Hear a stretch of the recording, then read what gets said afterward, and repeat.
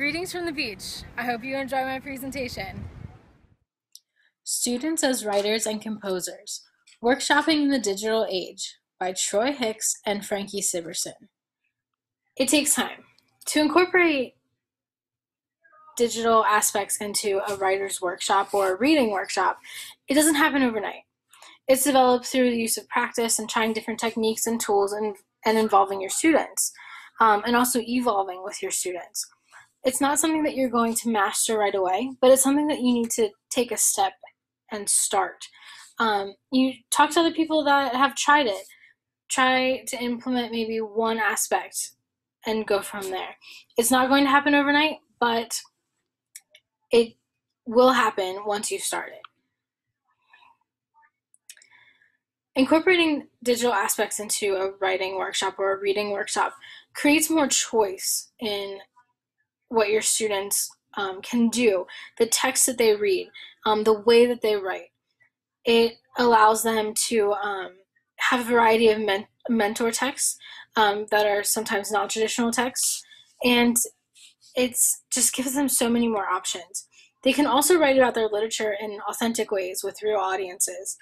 They can vary their modes of reading and writing, whether on a Kindle or writing on a blog, etc. Again, I mentioned mentor texts. There's so many different mentor texts you can use when you start incorporating digital aspects into your writing workshops. When you're looking at choosing a mentor text, you might consider maps, the mode and media of the text, the audience, the purpose for the text, and the situation. One of the authors talks about how they go about choosing mentor texts, and they say that they try to pay attention to what the kids are talking about. Anything that catches the students' attention is something that's worth analyzing to see if it's possible to use as a mentor text. Students use social media and YouTube, and so it's important to use these kind of things that grasp their attention. They're quick to talk about what makes them interesting and what makes them exciting. So using these things is a great way to start with finding mentor texts. Author's craft can opens up a wide realm of conversation. Using this digital literacy, students begin to look at author's craft in a different way. We can converse about literature and text that students are experiencing, whether it's a video, picture book. We can start talking about motivation, what makes an author someone that is worth our time or not, which I'm going to talk about right here. Students spend time watching videos and reading tweets and analyzing status updates. They know who they want to follow. They know who's worth spending time looking at and watching and reading. This is a great way to open up the question, what does that mean for you as a writer? What attracts you to that particular individual?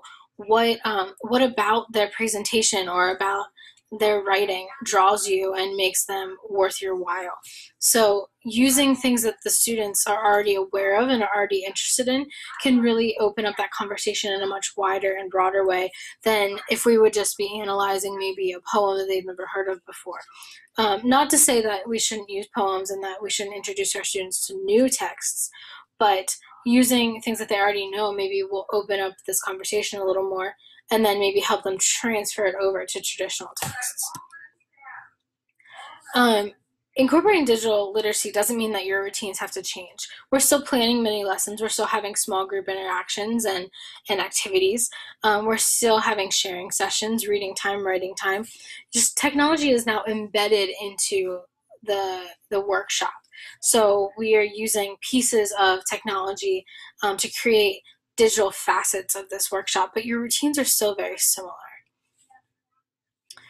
It's really important, the author stressed that when you're in a lower primary grade, it's really important to continue to incorporate print-based sources into our instruction as well as digital sources. This is important because sometimes in like the third grade area, students are still not grasping what a text is.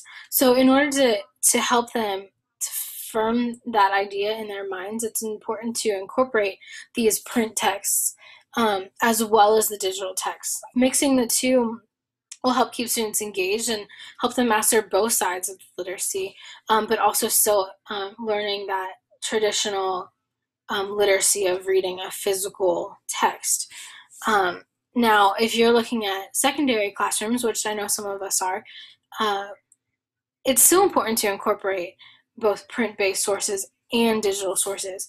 That's because with our testing right now, we still see a lot of print-based sources. When we get into maybe some career exploration or career readiness, we have careers that still do a lot of print-based type of literacy and reading and writing. So it's important to still include both of those things, regardless of the level of your students. Blog writing is something that the authors used as a tool to kind of span this gap. To start with print-based writing, which blogging very much has a print-based type of interface. You know, you see a lot of you're writing words and you're using paragraphs and full sentences to communicate, but it has a lot of awesome digital opportunities.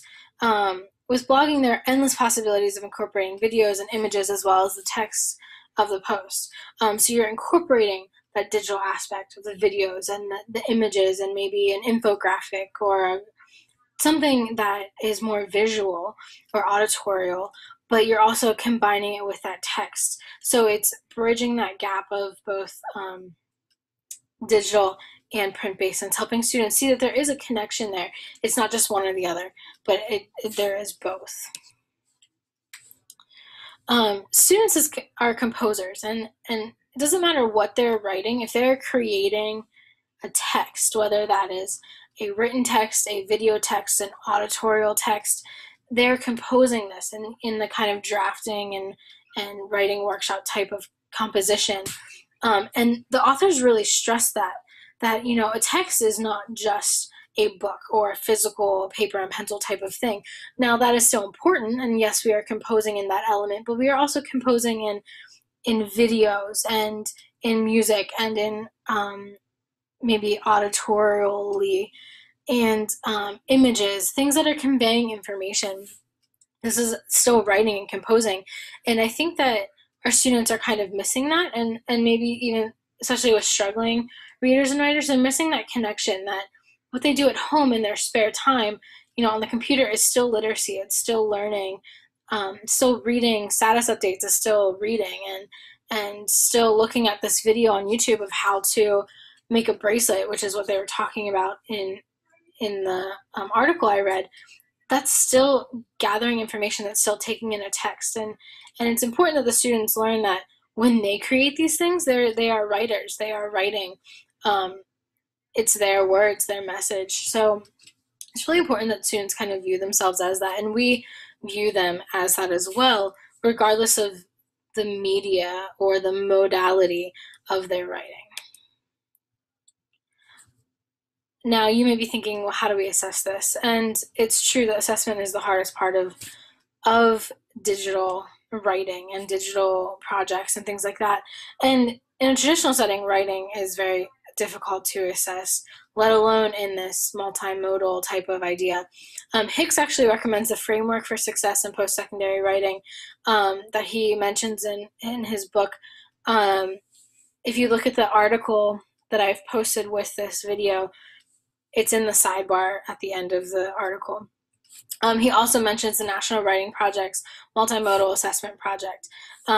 Again, in the sidebar of the article, it gives you some more information about that. But a point that they make as well is that with digital writing, it's important to not only assess the product, but also to assess the process, not just one or the other. A little bit more on that. With digital writing, we have many tools to see the process in which they go through, with the comments on Google Docs or with the different methods that are available for self-assessment.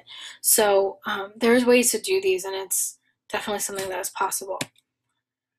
So that's students as writers and composers. I have your questions for you in just a second.